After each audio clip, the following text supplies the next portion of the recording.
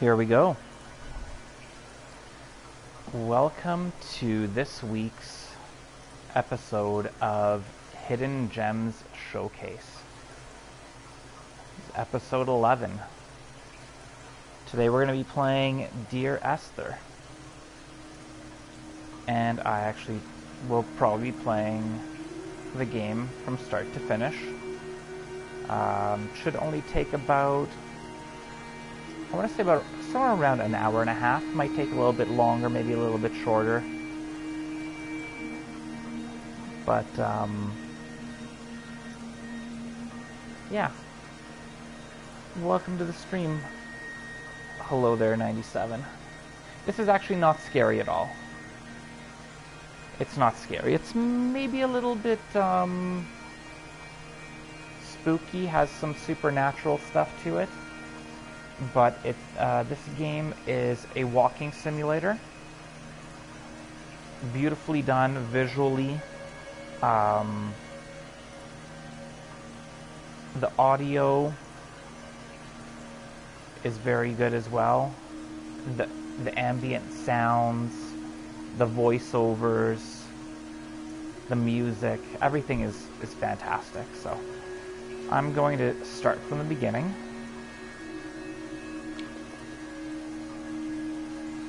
We're going to turn off the director's commentary.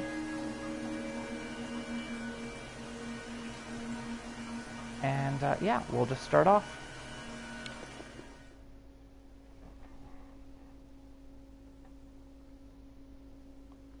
I do have Unravel as well. I own a lot of games. Dear Esther, the gulls do not land here anymore. I've noticed that this year they seem to shun the place. Maybe it's the depletion of the fishing stock driving them away. Perhaps it's me. When he first landed here, Donnelly wrote that the herds were sickly and their shepherds the lowest of the miserable classes that populate these Hebridean islands. 300 years later, even they have departed.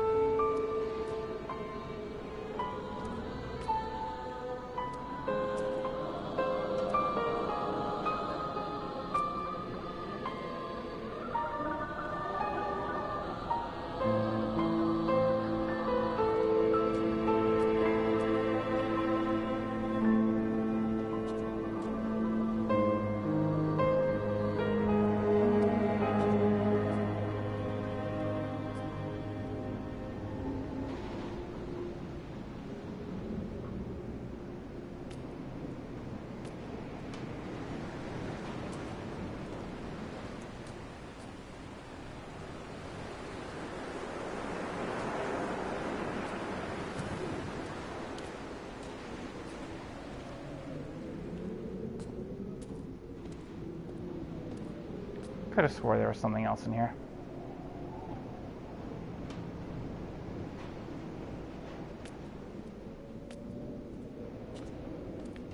I almost wonder if, because I played the game already, if the things that I'm expecting to happen aren't going to be happening, but maybe not. They should still be there. There's like these points where when you pass a point, or like you walk through something or interact with something, there ends up being a voiceover. But I could be mistaken.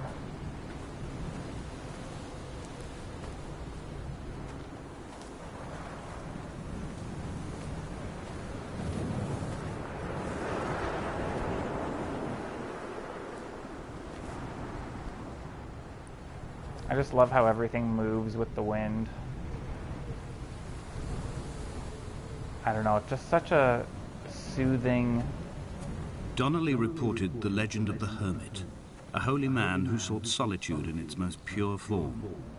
Allegedly, he rode here from the mainland in a boat without a bottom, so all the creatures of the sea could rise at night to converse with him. How disappointed he must have been with their chatter. Perhaps now, when all that haunts the ocean is the rubbish dumped from the tankers, he'd find more peace. They say he threw his arms wide in a valley on the south side and the cliff opened up to provide him shelter. They say he died of fever 116 years later. The shepherds left gifts for him at the mouth of the cave, but Donnelly records they never claimed to have seen him. I have visited the cave and I have left my gifts, but like them, I appear to be an unworthy subject of his solitude. Welcome to the stream, YouTube Shadow. This game is called Dear Esther. It's a walking simulator, and actually a lot of people even consider this to be the very first walking simulator.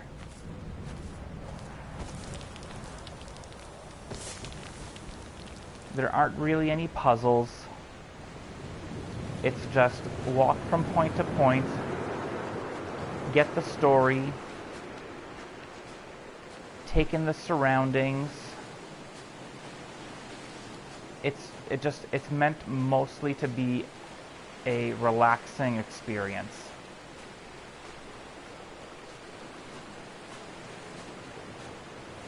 Or at least that's how I take it.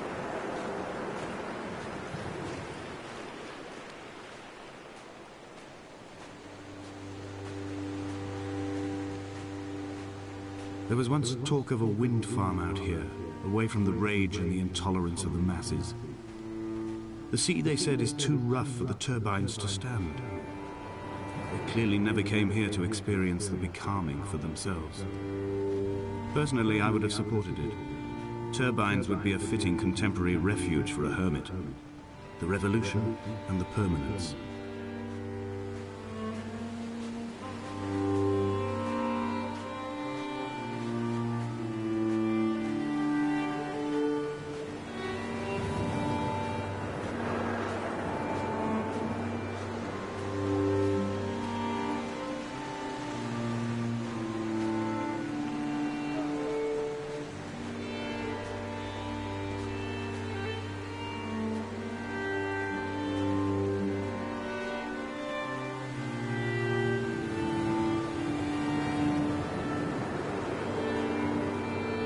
So I can kind of zoom in on things. I think that's how I interact with some of the things, if I remember correctly now.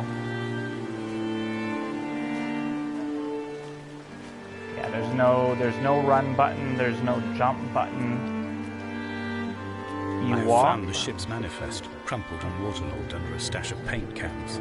It tells me that along with this present cargo, there was a large quantity of antacid yogurt bound for the European market.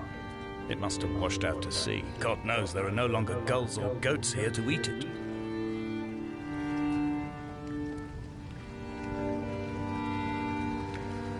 Got parts of a car here.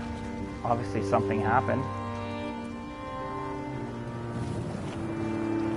A lot of the storytelling is done by the environment as well.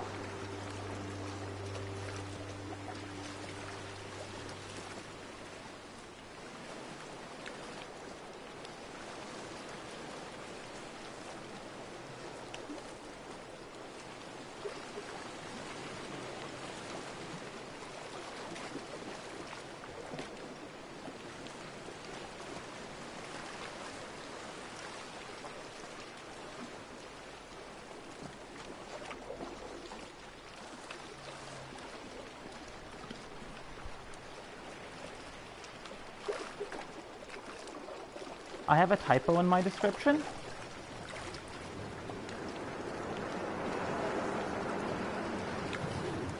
I don't see a typo. What's the typo? If you let me, look. It is very good for relieving stress, especially after doing my my speed challenge in the Binding of Isaac. It really got that. Doing that really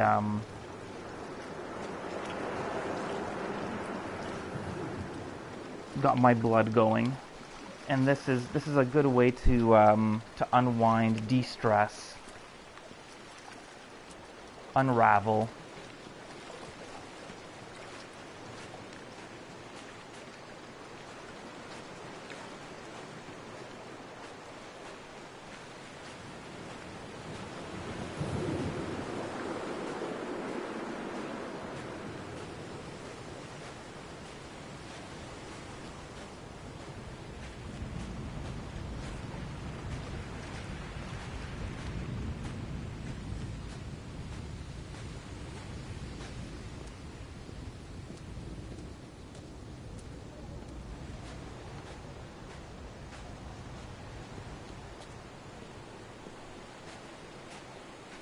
Ah, yes, the stairs.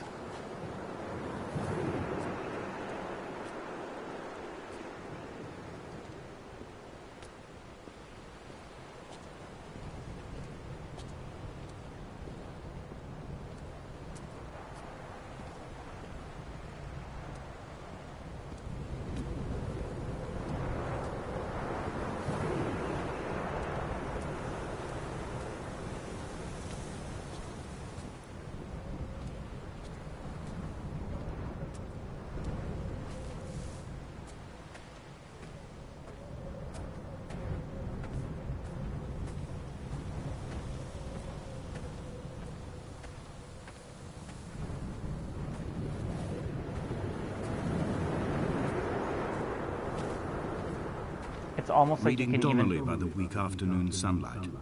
He landed on the south side of the island, followed the path to the bay and climbed the mount. He did not find the caves, and he did not chart the north side.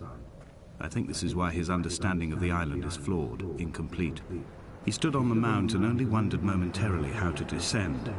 But then, he didn't have my reasons. You can practically feel the wind and smell the sea air.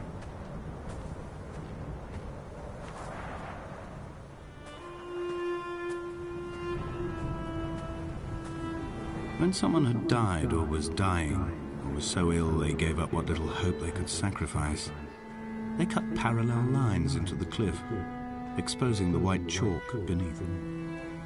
You could see them from the mainland or the fishing boats, and know to send aid or impose a cordon of protection, and wait a generation until whatever pestilence stalked the cliff paths died along with its hosts. My lines are just for this, to keep any would-be rescuers at bay. The infection is not simply of the flesh.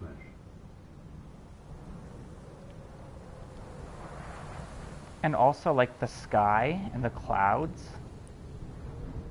I think there's some of the most realistic and beautiful looking sky and clouds in a game that I've ever seen. Most games, they look so fake.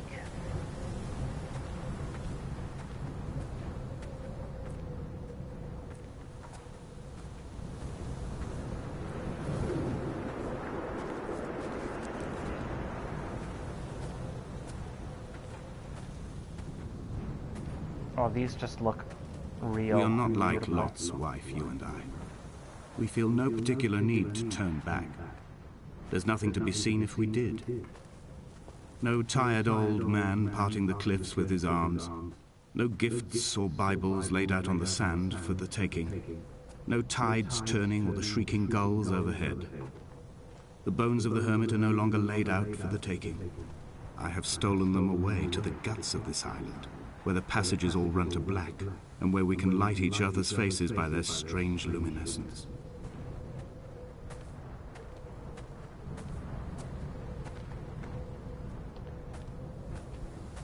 The game also includes where you can play through, and instead of having these voiceovers, you get, well, like, you don't get the story voiceovers, you get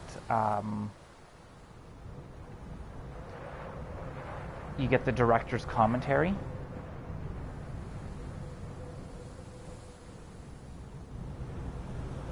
Where they talk about certain aspects of the game and the story and kind of give you behind the scenes stuff. It's really cool. I actually played through the game twice already. Once normally and once Dear Esther, doing that. I met Paul. I made my own little pilgrimage. My Damascus, a small semi-detached on the outskirts of Wolverhampton. We drank coffee in his kitchen and tried to connect to one another. Although he knew I hadn't come in search of an apology, reason or retribution, he still spiraled in panic, thrown high and lucid by his own dented bonnet. Responsibility had made him old. Like us, he'd already passed beyond any conceivable boundary of life.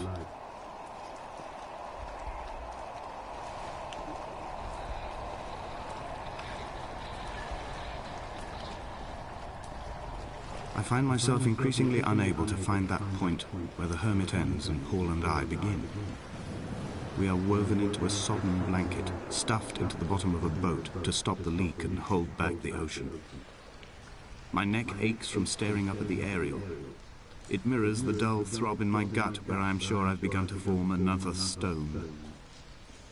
In my dreams, it forms into a perfect representation of Lot's wife, head over her shoulder, staring along the motorway at the approaching traffic in a vacuum of fatalistic calm.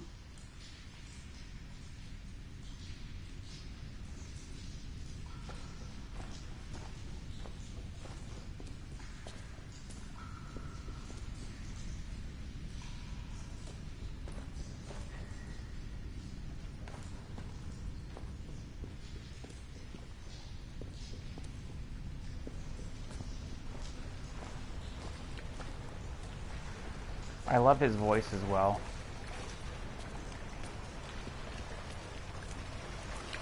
It's got just like that right amount of baritone.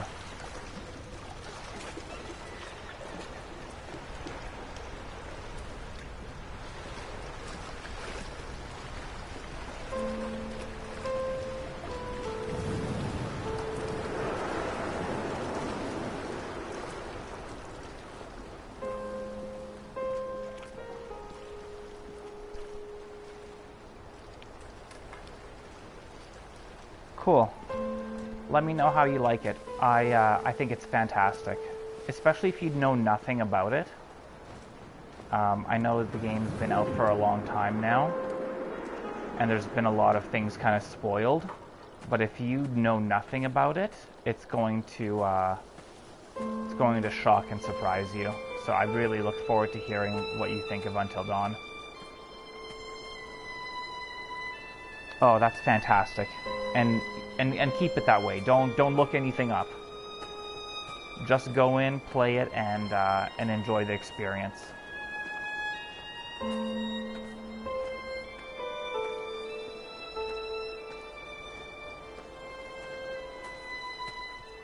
I dreamt I stood in the center of the sun, and the solar radiation cooked my heart from the inside. My teeth will curl, and my fingernails fall off into my pockets like loose change. If I could stomach, I'd eat, but all I seem capable of is salt water.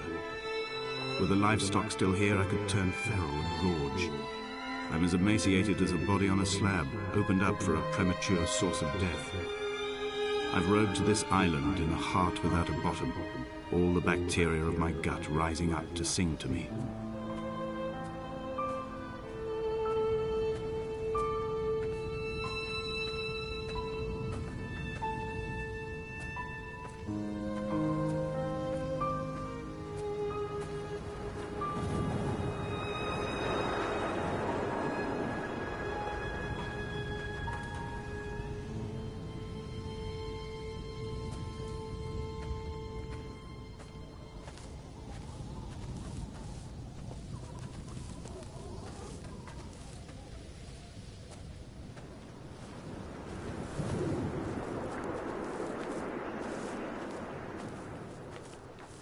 So that's where that car part was. Or I should say car parts were. Because there's multiple car parts. There's like an axle and a tire.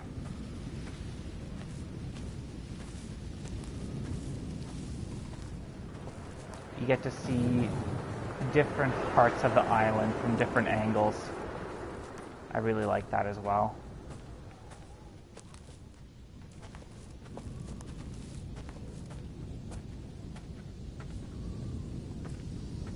Perspective is a huge thing, and I feel like that's one of the underlying tones of this game and the story. It's almost a metaphor. You go somewhere, you start somewhere, then you look back at where you were, and you see it from a different perspective.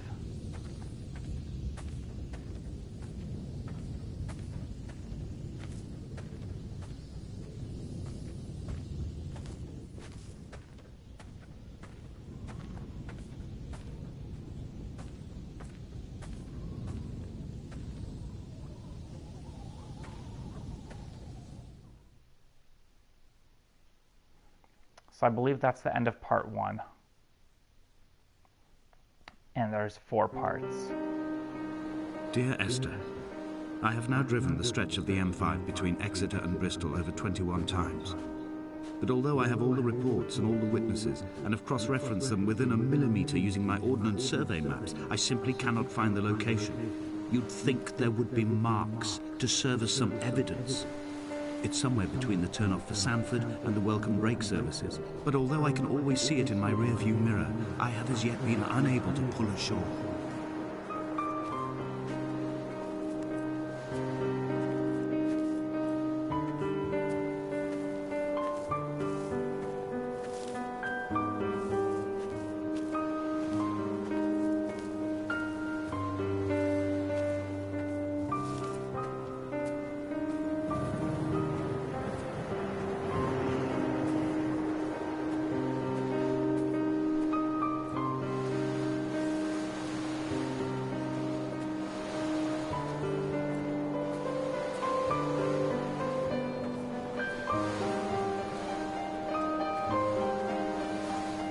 I highly recommend playing this.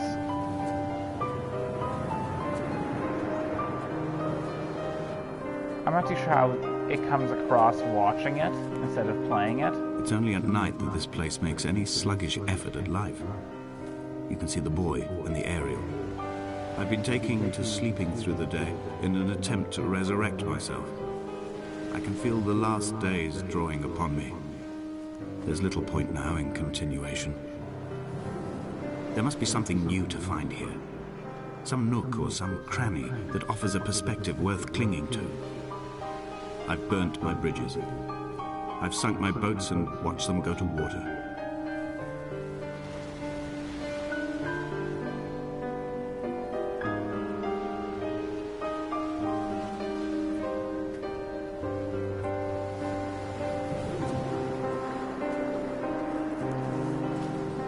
Yeah, I'm not too sure how it comes across when you watch it, but I know definitely playing it, it kind of evokes a lot of emotions and contemplation.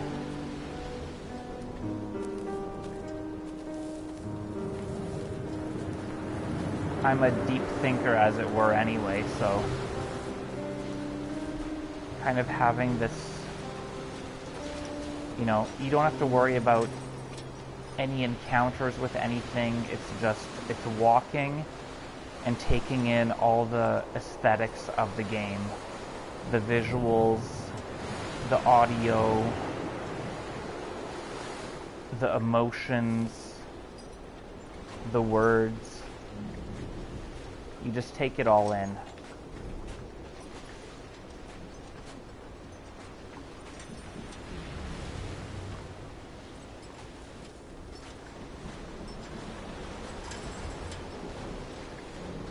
Like, what happened here? Why is there this barge here? What's with these shipping containers? What was in the boxes? What's strewn upon the sand?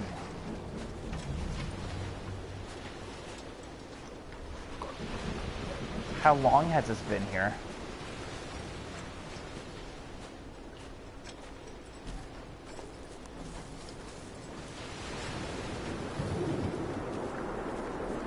Storytelling through visuals.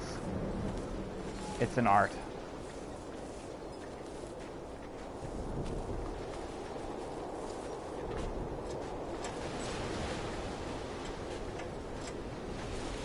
Why is there a little bit of fence here? Was there more fence?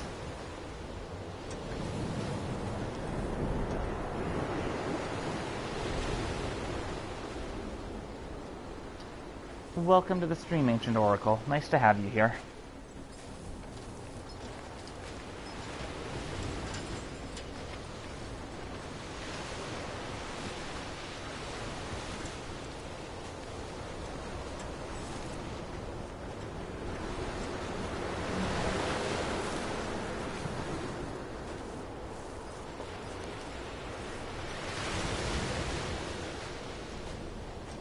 There must be a hole in the bottom of the boat.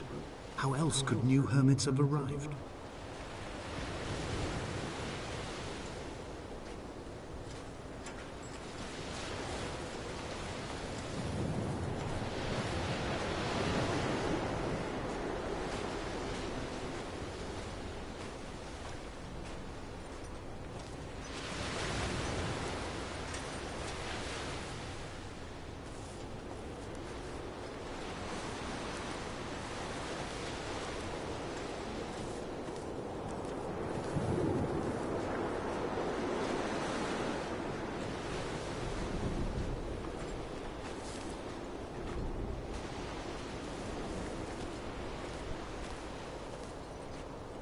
Likewise, Ancient Oracle. Likewise.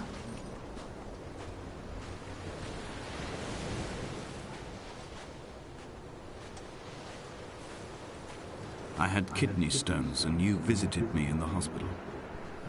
After the operation, when I was still half submerged in anesthetic, your outline and your speech both blurred. Now my stones have grown into an island and made their escape, and you have been rendered opaque by the car of a drunk.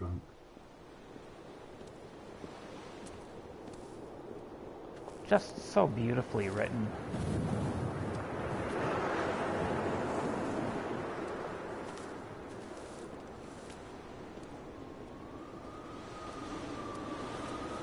What charnel house lies at the foot of this abyss? How many dead shepherds could fill this hole?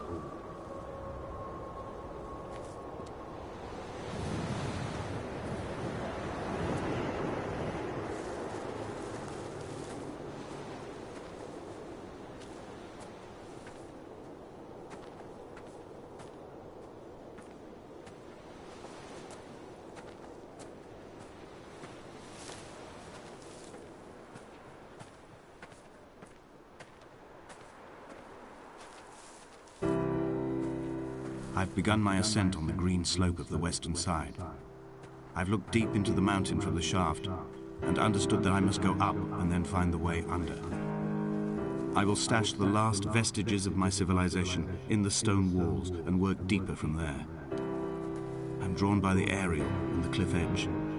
There is some form of rebirth waiting for me there.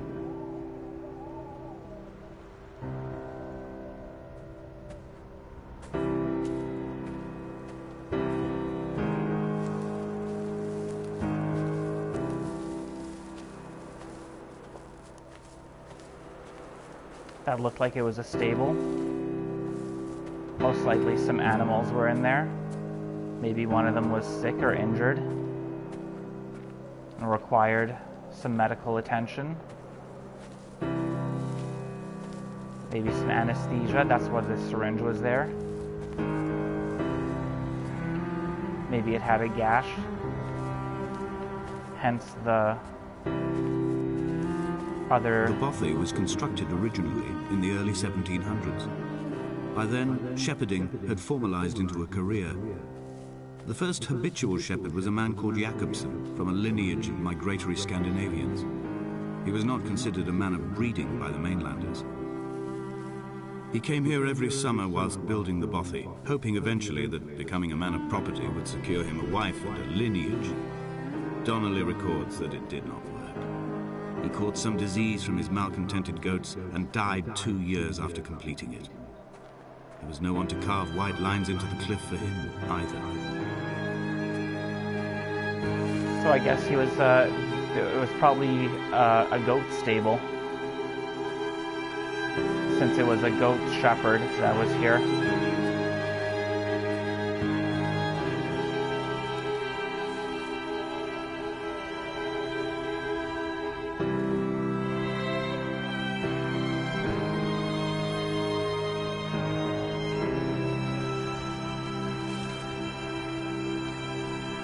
Yes, I play on PlayStation. That's my main form of gaming. But I believe this game is available on multiple platforms. When the oil lamps ran out, I didn't pick up a torch, but used the moonlight to read by. When I've pulled the last shreds of sense from it, I will throw Donnelly's book from the cliffs and perhaps myself with it. Maybe it will wash back up through the caves and erupt from the spring when the rain comes, making its return to the hermit's cave. Perhaps it will be back on the table when I wake. I think I may have thrown it into the sea several times before.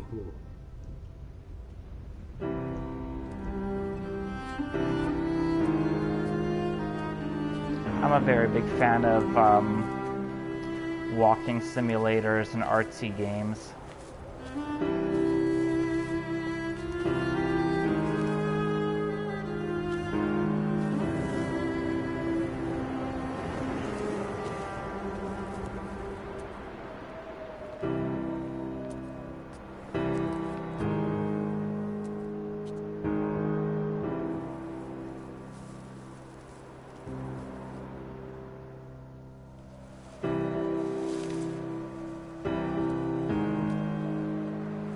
Is that the same buoy that we saw?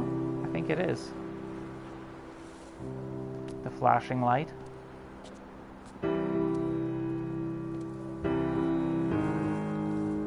Looks like there's a radio tower there.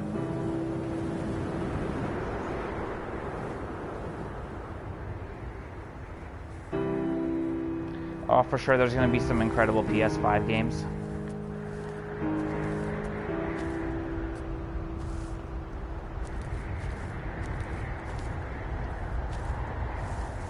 I think I may have skipped over a section. Let's head it back up before we head back down.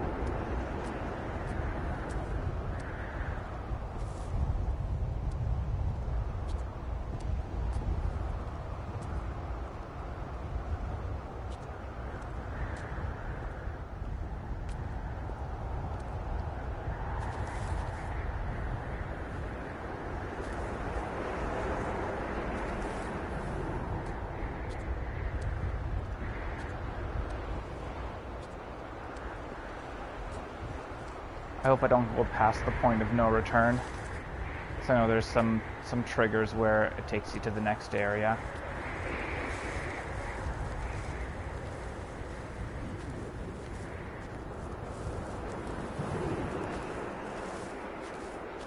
Okay, no, yeah. Let's have a look in here.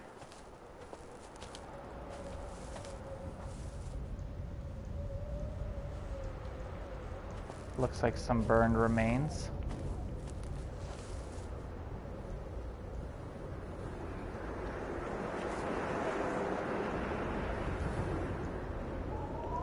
Some papers, maybe magazines.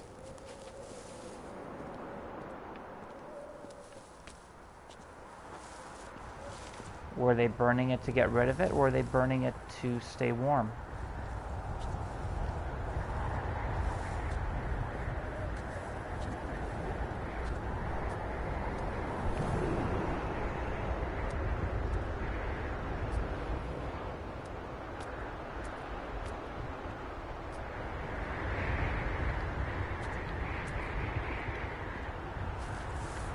And there's definitely more to explore as well.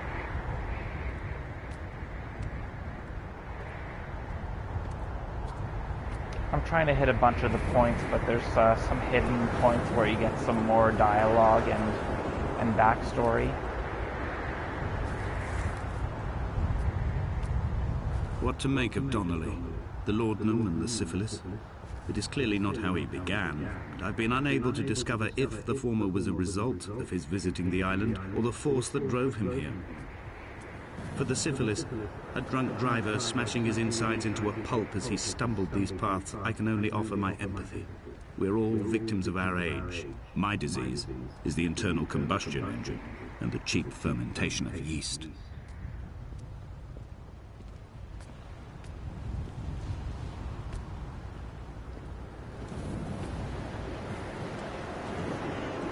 Fermentation of yeast? Is he talking about alcohol? They found Jakobsen in early spring. The thaw had only just come. Even though he'd been dead nearly 7 months, his body had been frozen right down to the nerves and had not even begun to decompose. His fingernails were raw and bitten to the quick. They found the phosphorescent moss that grows in the caves deep under the nails. Whatever he'd been doing under the island when his strength began to fail is lost. He'd struggled halfway up the cliff again, perhaps in a delirium, perhaps trying to reach the Bothy's fire before curling into a stone and expiring.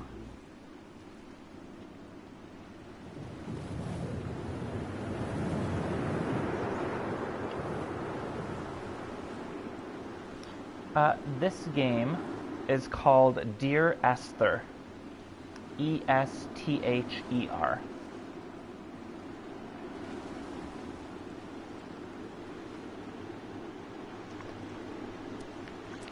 It goes on sale once in a while, and I think even when it's not on sale, it's pretty cheap. I'm pretty sure it's less than $20. Maybe closer to 10.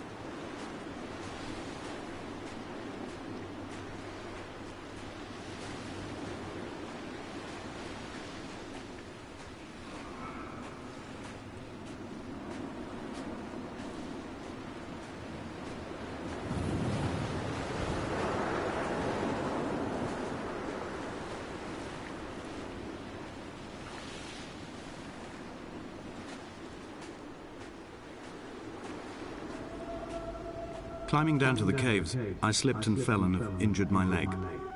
I think the femur is broken. It is clearly infected. The skin has turned a bright, tight pink, and the pain is crashing in on waves, winter tides against my shoreline, drowning out the ache of my stones. I struggled back to the bothy to rest, but it has become clear that there is only one way this is likely to end. The medical supplies I looted from the trawler have suddenly found their purpose. They will keep me lucid for my final ascent.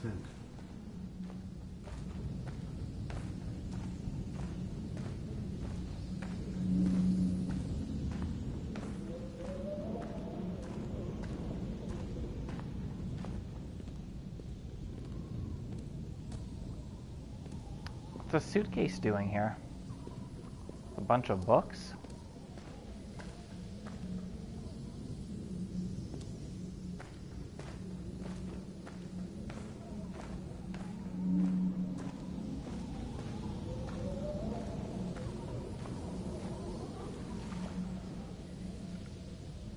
I don't know, I just love this visual. It looks fantastic.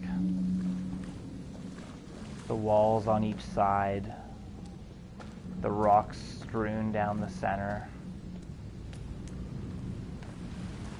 The clouds.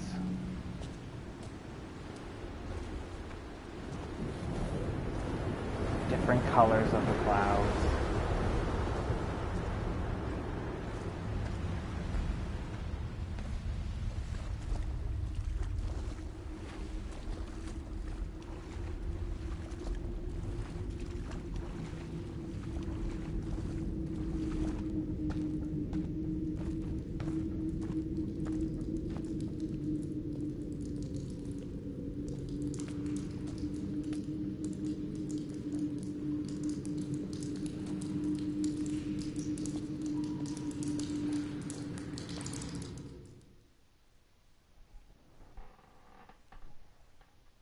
$9.99. Yep. It's pretty cheap.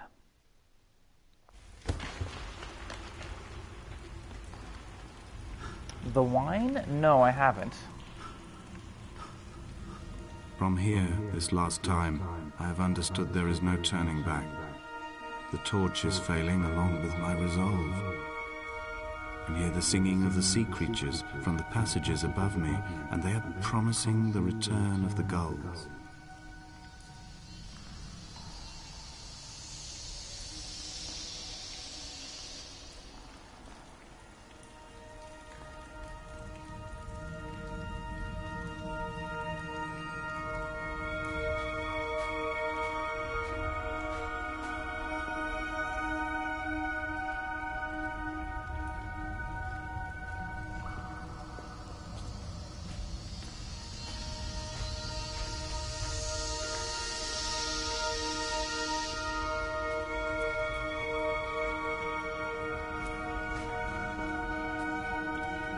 The reflections of the water.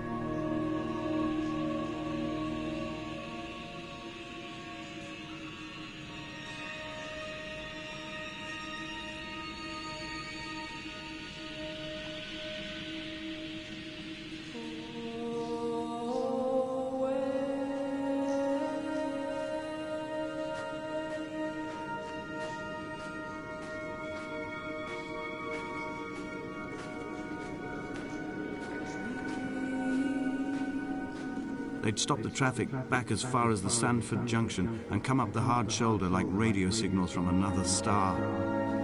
It took 21 minutes for them to arrive. I watched Paul time it to the second on his watch.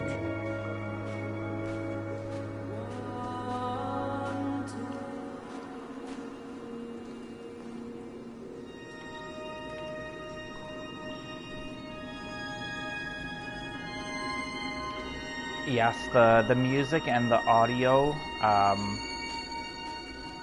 the ambiance is fantastic. The sound of the footsteps, the sound of the water dropping.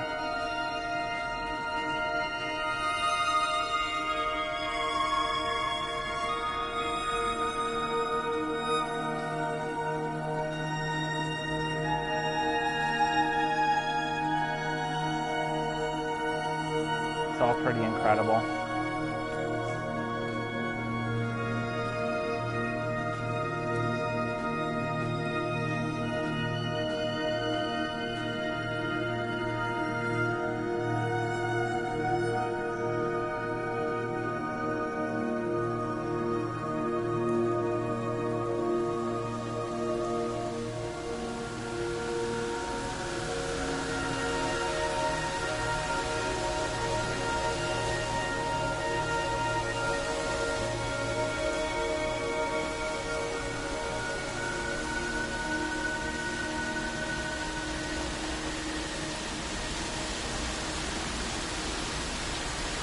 Looks like there's an opening down there.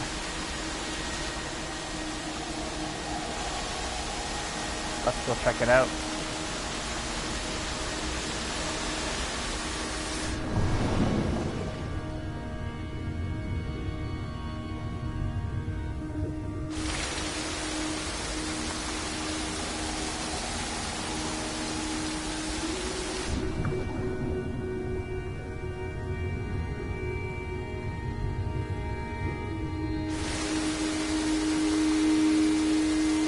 Like, how gorgeous is that?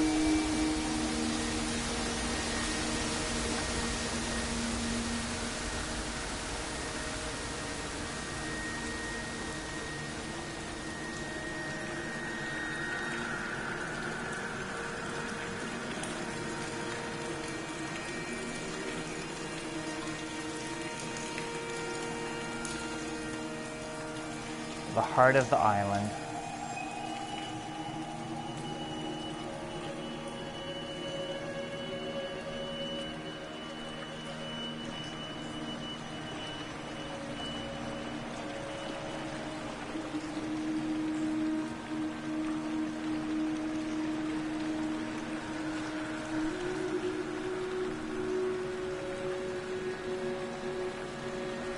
Hey Dylan, welcome to the stream.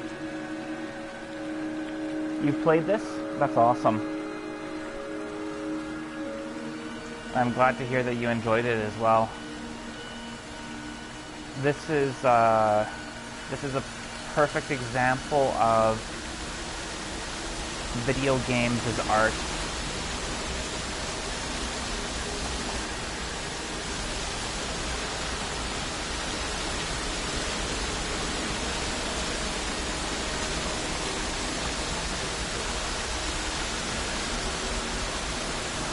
Like, even the water effects, like, I don't know. There's so many games that get it wrong. But they just did it right.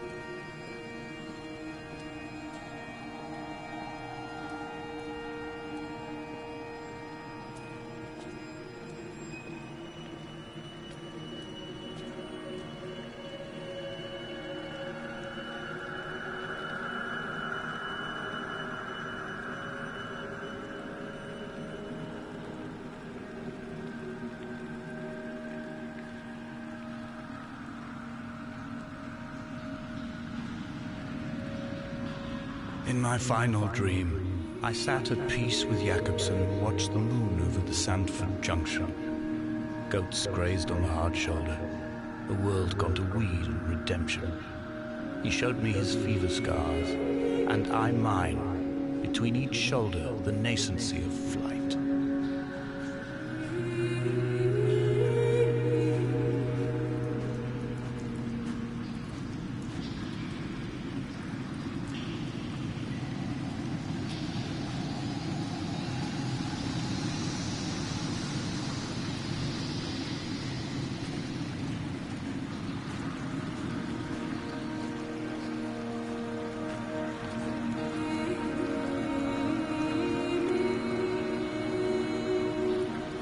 a paper boat that just went by.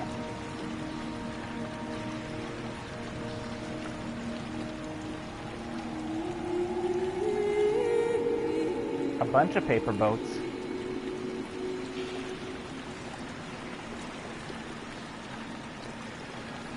Why are they there?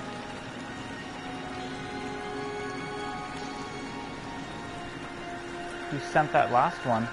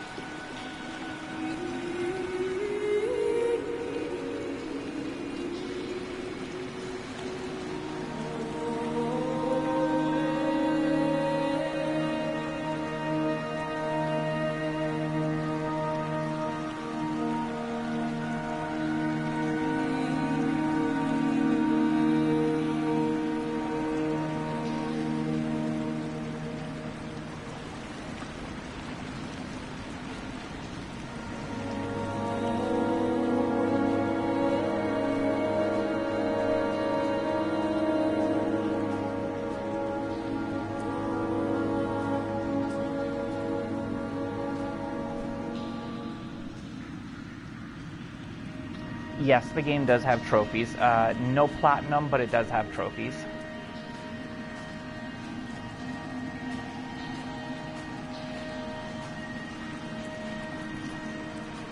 I think some of them are based around just getting through the chapters, and then there's also some for finding things and looking at things, which I believe... I kind of feel like they're not here this second time around because I've already played and beat the game, or finished the game. I shouldn't say, you don't really beat this, you experience it. So I've gone through the game and through the story.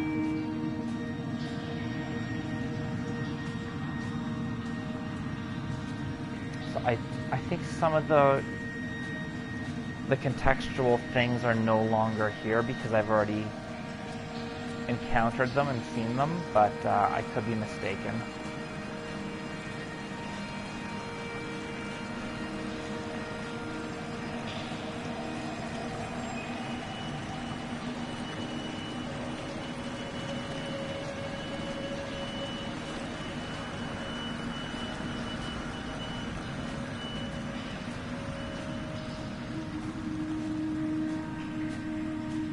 I think one of the trophies is also for going through the game with the director's commentary. Because the director's commentary, you also have to, like... I think there's, like, these orbs that you have to, like, come in contact with, but I could be mistaken. I might be mixing it up with something else.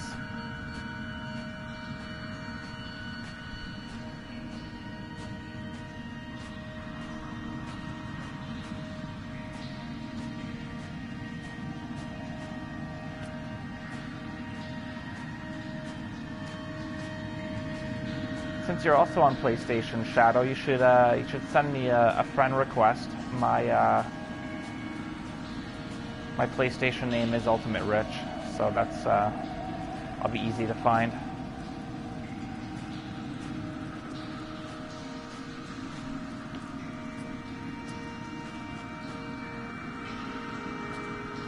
I don't block or hide any of my games, so you can see all the stuff I play.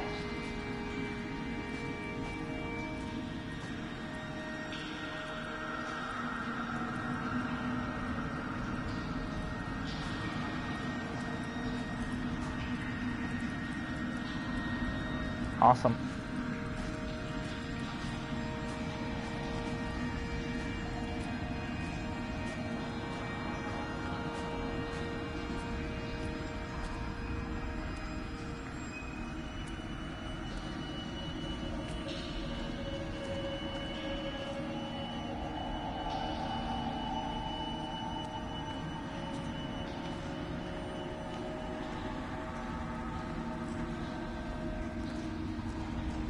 This is a drowned man's face, reflected in the moonlit waters.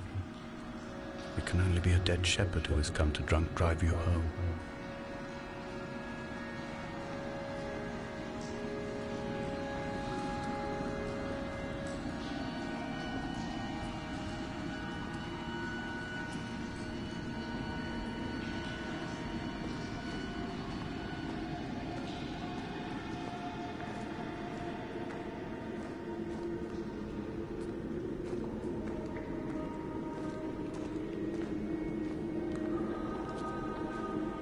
Behold, Damascus is taken.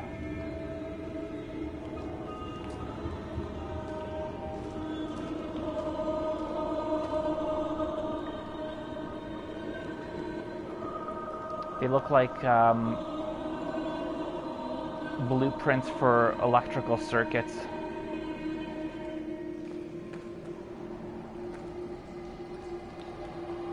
Acts 22? Passage from the Bible, but it looks like it says 22:0. I don't think there's a 22:0. There's all... But, yeah. Damascus is taken. Are these the scribblings of a madman or the scribblings of a genius? And is there a difference?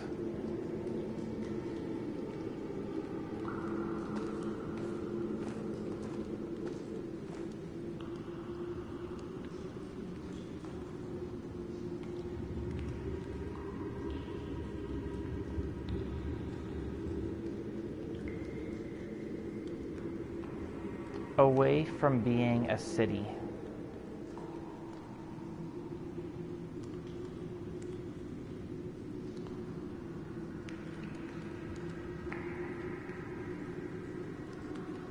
And it shall be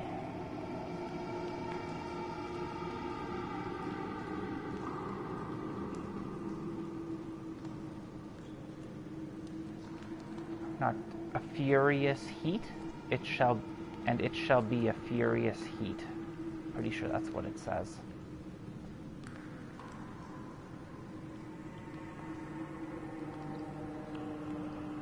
Just so beautiful, like I could just leave it here and stare at this for a few minutes.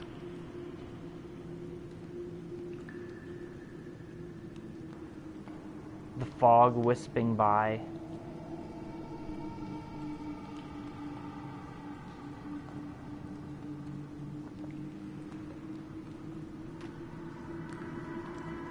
Like there's so many opportunities to take screenshots and use these as like your home screen.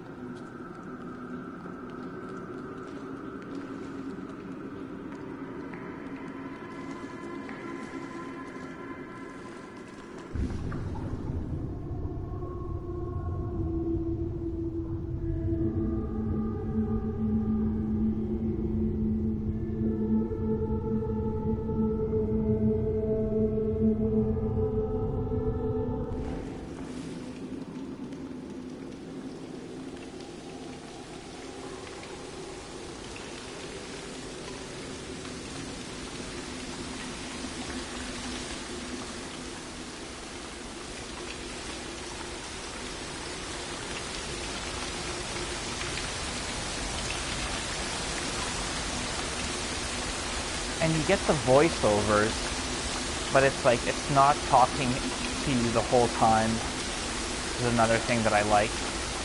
It kind of lets you do the storytelling in your own brain.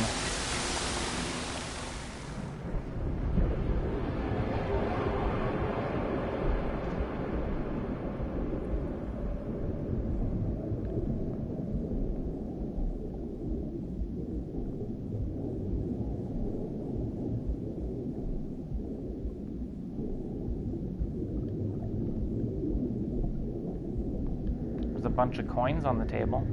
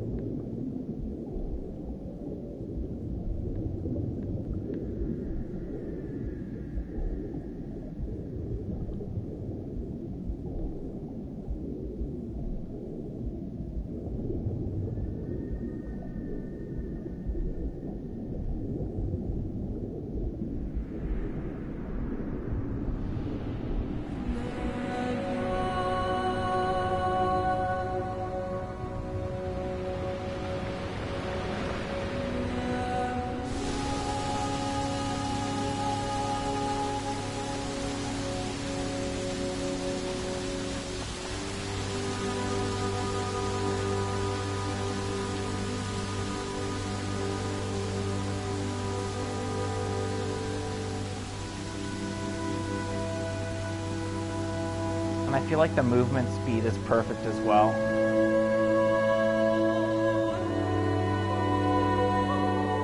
It's not too fast, so you can kind of take in everything around you.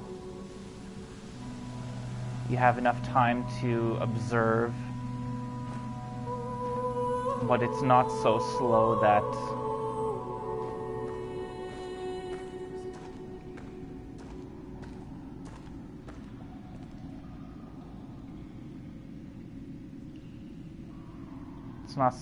that it's making like it feel long.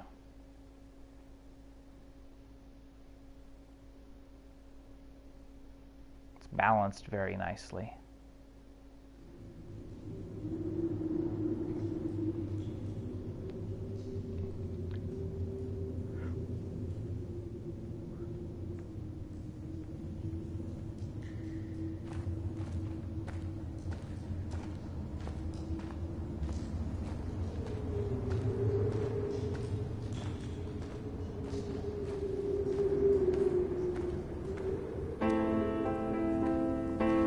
I wish the moon were that big.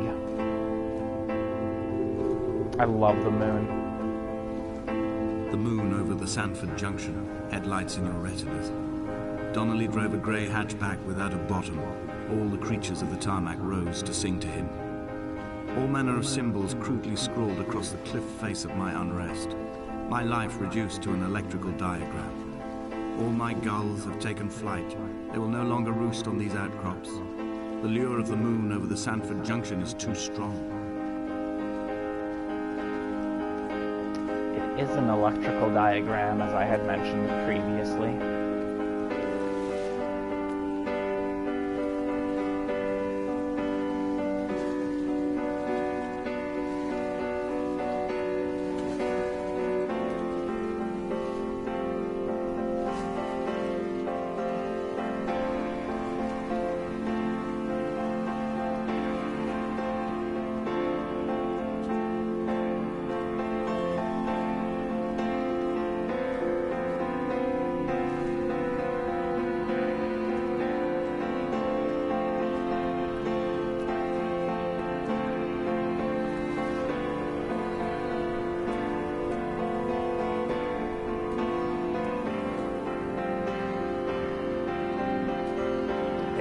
Back around.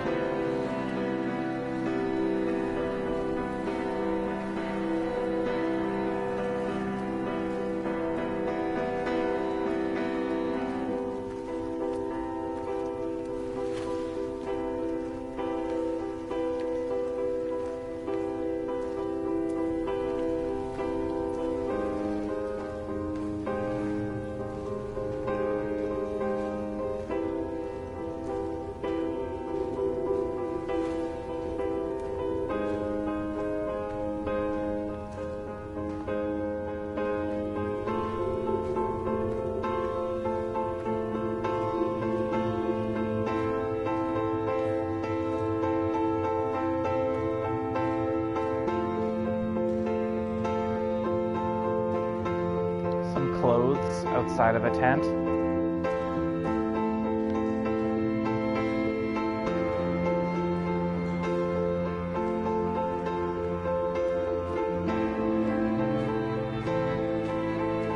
Beautifully framed.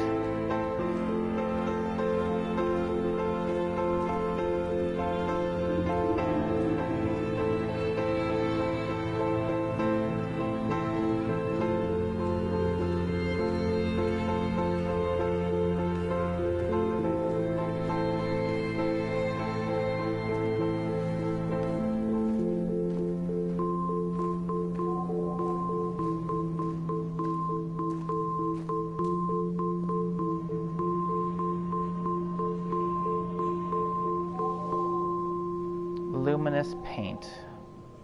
Premium Plus.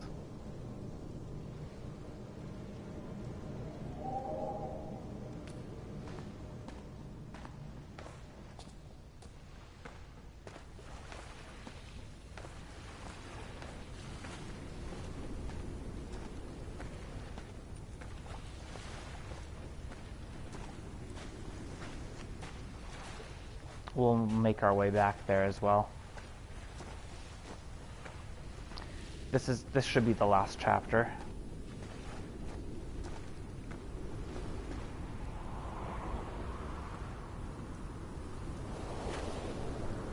Picture of a totaled car, old car, just a wreck, a husk.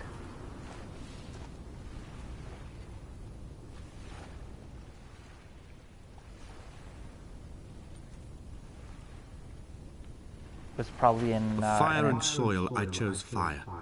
It seemed the more contemporary of the options, the more sanitary. I could not bear the thought of the reassembly of such a ruin. Stitching arm to shoulder and femur to hip, charting a line of thread like traffic stilled on a motorway, making it all acceptable for tearful aunts and traumatized uncles flown in specially for the occasion. Reduce to ash, mix with water, make a phosphorescent paint for these rocks and ceilings. What's a defibrillator doing here? And more of the medical equipment. Are we actually on this island? Are we actually seeing these things? Or are these pieces of memory? Are we taking a walk through memories instead of an actual island? Maybe the island did exist, or it does exist, but we're not on the physical island. Is that a possibility? I reckon so.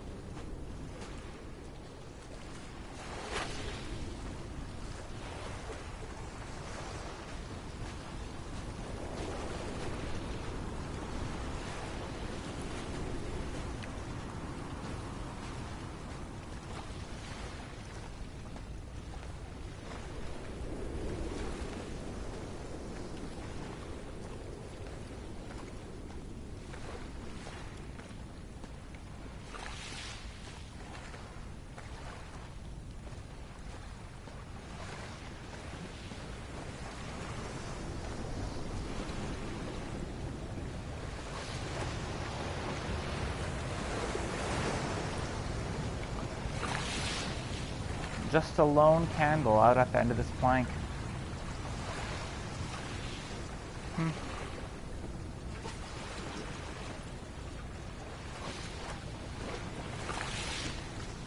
And there's the radio tower, the beacon.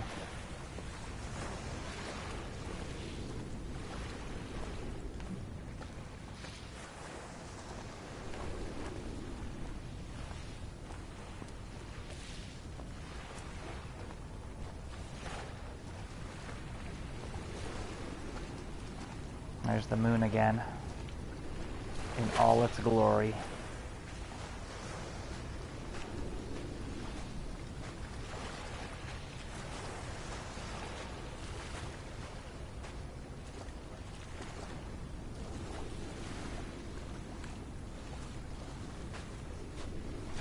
The candles leading the way. There's more candles up there. Is that somebody standing beside them? Kind of looks like there's somebody there. Maybe. Maybe not.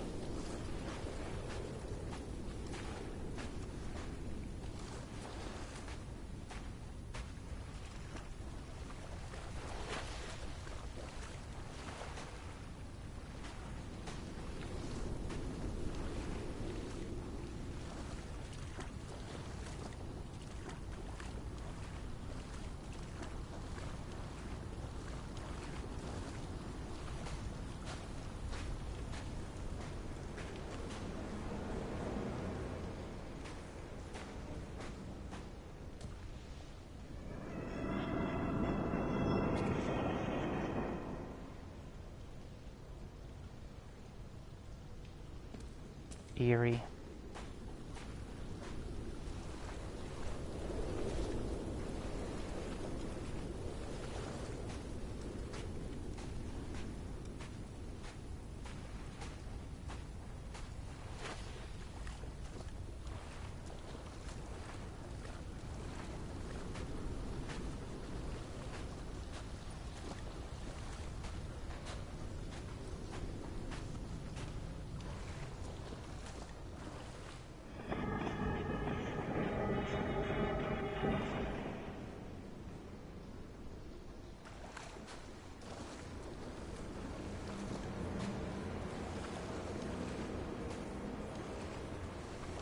What are those sounds that we're hearing? They're pretty unsettling.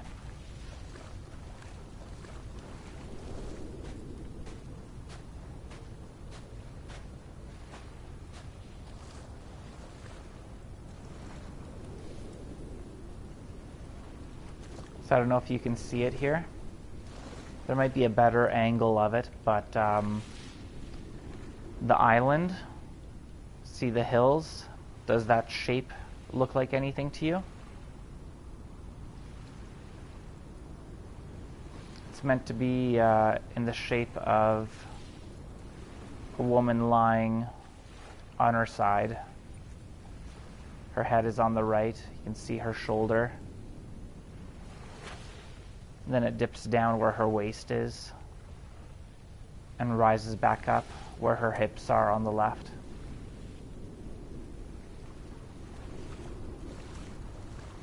There were chemical stains on the tarmac, the leak of air conditioning, brake fluid and petrol. He kept sniffing at his fingers as he sat by the roadside, waiting as if he couldn't quite understand or recognize their smell. He said he'd been traveling back from a sales conference in Exeter. He'd stopped for farewell drinks earlier, but had kept a careful eye on his intake. You could hear the sirens above the idling traffic.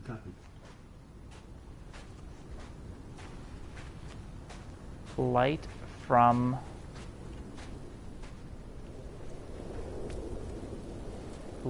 heaven shone around him.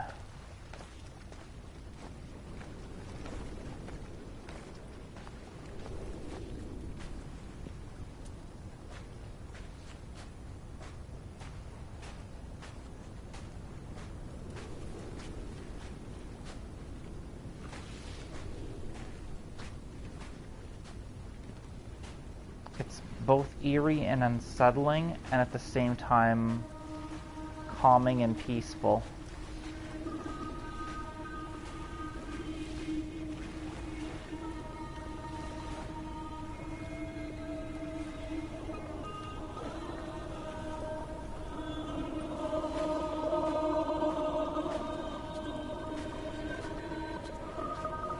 From here, I can see my armada.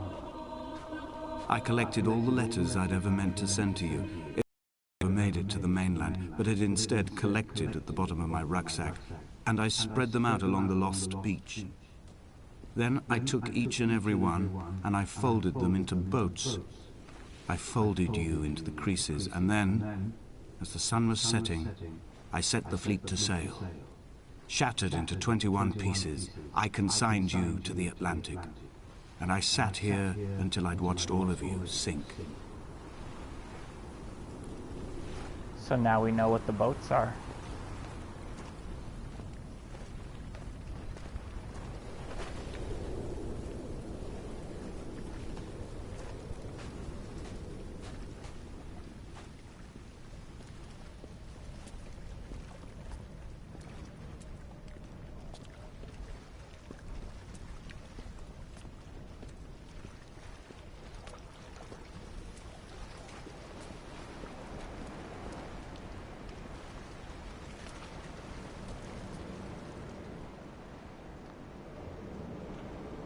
On a sudden, a light from heaven shone around him, and he fell to the ground.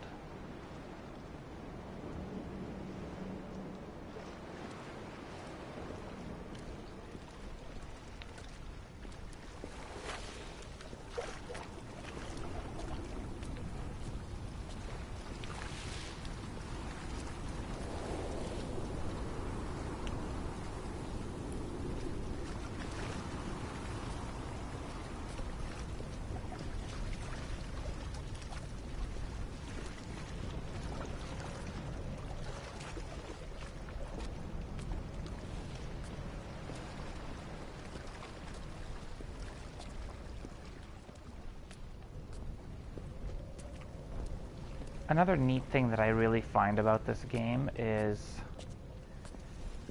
it's like if this was real life, traveling the distance that we've gone would take a very long time. And even though we're not moving quickly, we're going across large spaces. Like we're traveling far, yet somehow still slowly.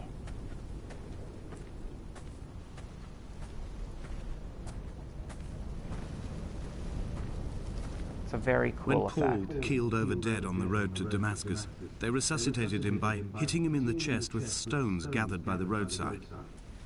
He was lifeless for 21 minutes, certainly long enough for the oxygen levels in his brain to have decreased and caused hallucinations and delusions of transcendence. I'm running out of painkillers, and the moon has become almost unbearably bright.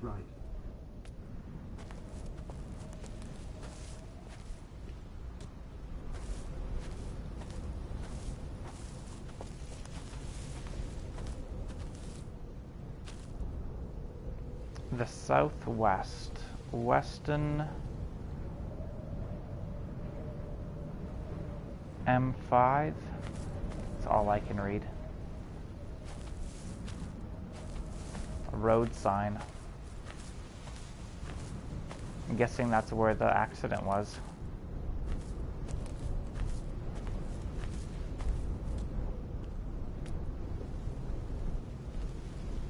Do you agree? Or do you have a different theory?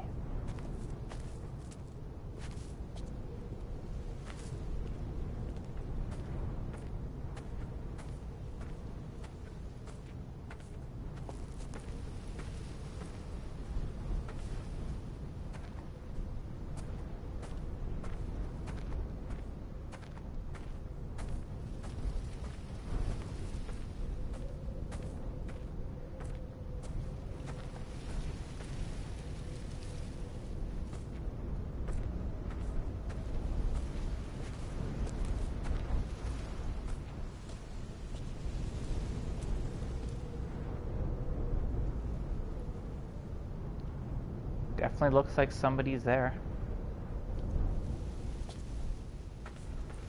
Can we get there?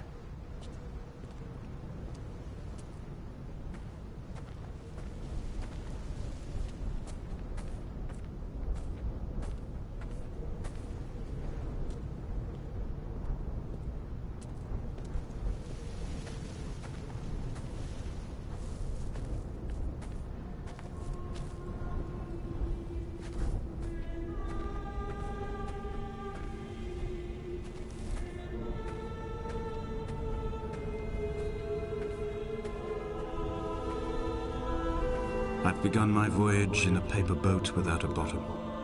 I will fly to the moon in it. I've been folded along a crease in time, a weakness in the sheet of life. Now you've settled on the opposite side of the paper to me.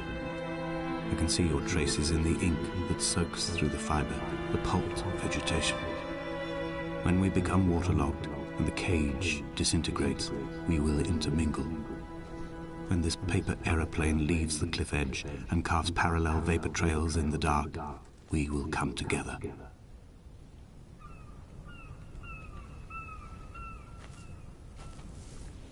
There's another look at her. You can see it from this angle as well.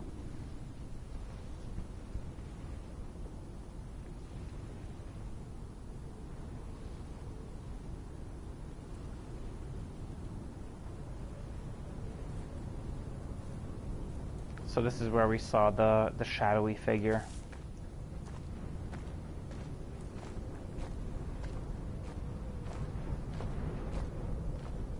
And as he was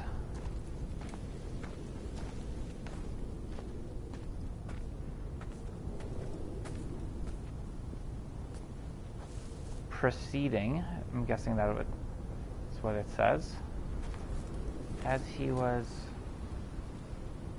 proceeding of his journey.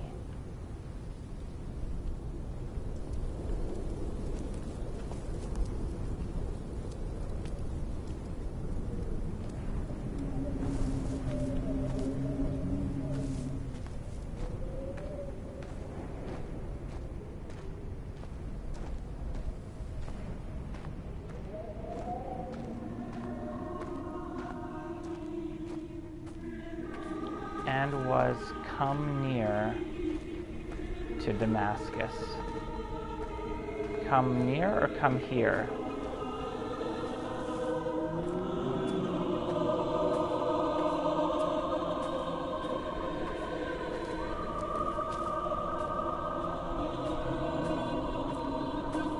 If only Donnelly had experienced this, he would have realized he was his own shoreline, as am I.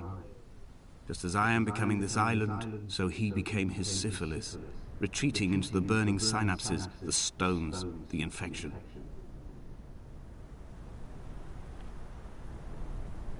And neither did he eat nor drink.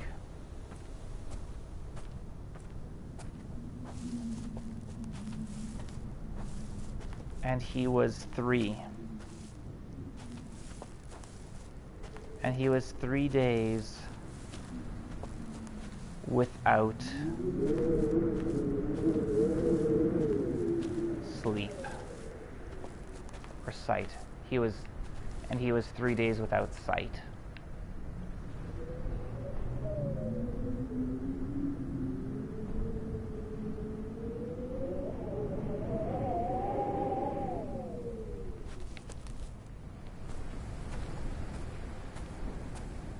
Welcome to the stream, Golden Apples.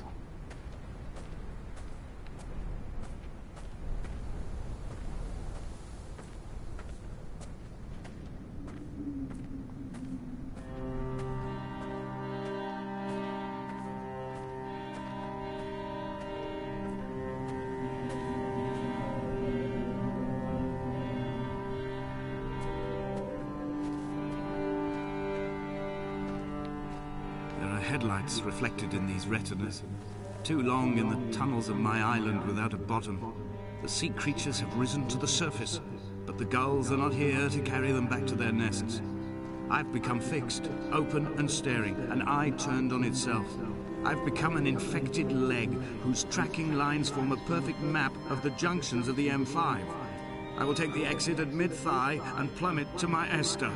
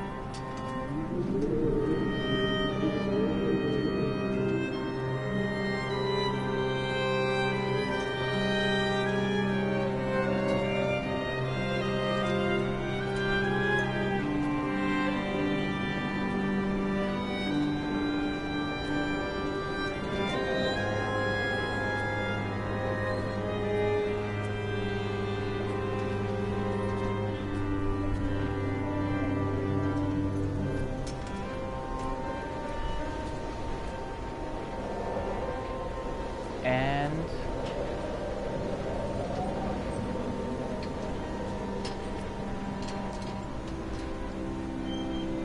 he came to, it's hard to read, made my journey, need to look out so I don't fall down the cliff.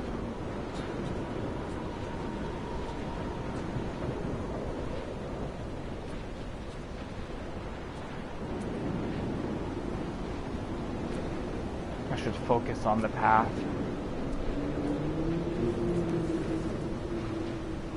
It's windy up here.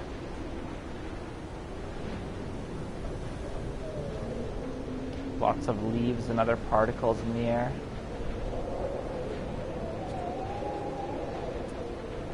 Pollen and whatnot.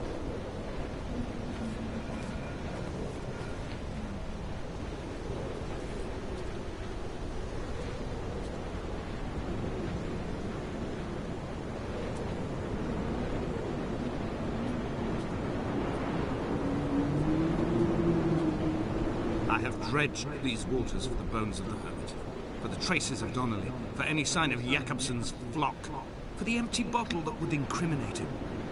I have scoured this stretch of motorway 21 times, attempting to recreate his trajectory. The point when his heart stopped dead and all he saw was the moon over the Sanford Junction.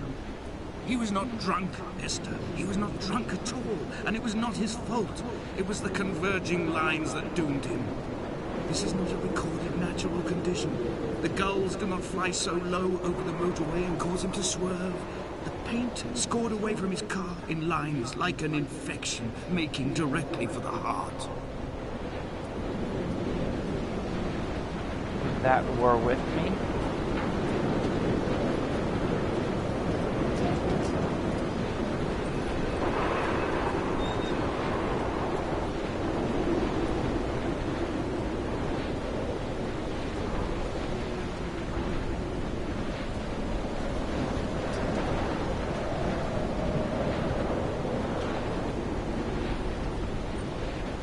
Damascus.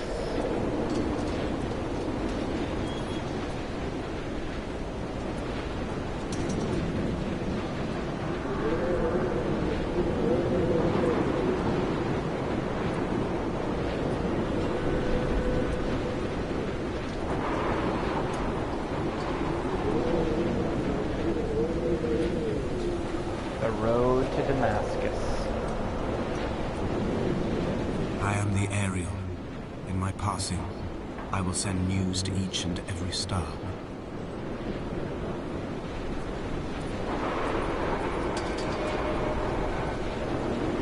Dear Esther, I have burned the cliffs of Damascus. I have drunk deep of it. My heart is my leg, and a black line etched on the paper all along this boat without a bottom. You are all the world like a nest to me. Eggs unbroken form like fossils, come together, send small black flowers to the air. From this infection, hope. From this island, flight. From this grief, love.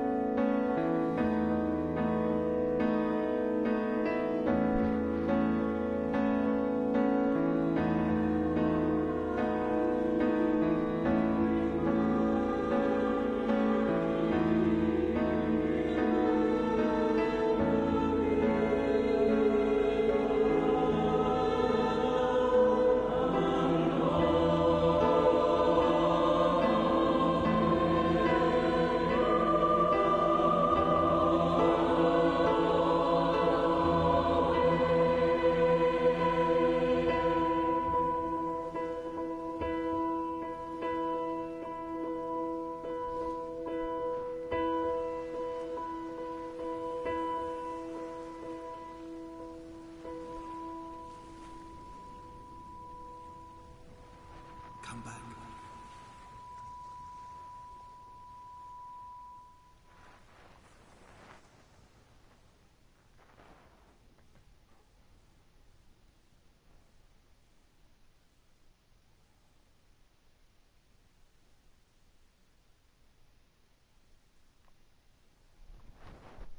Well, there we have it. That was Dear Esther.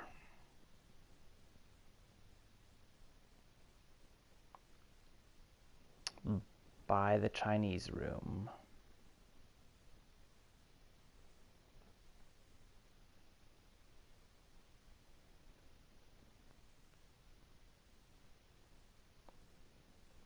Great little game.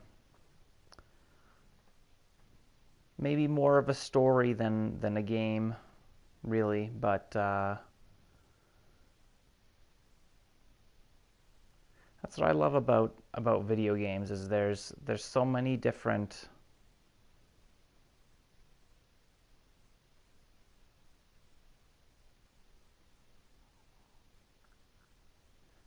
ways that people can create games, you know. Doesn't have to be all action. It can just be a story. It can be art.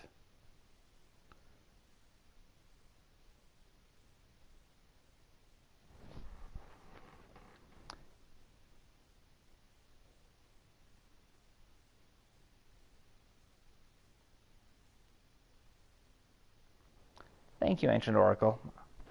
I hope you enjoyed it, and I hope everybody else did as well. It's a reason why it was on my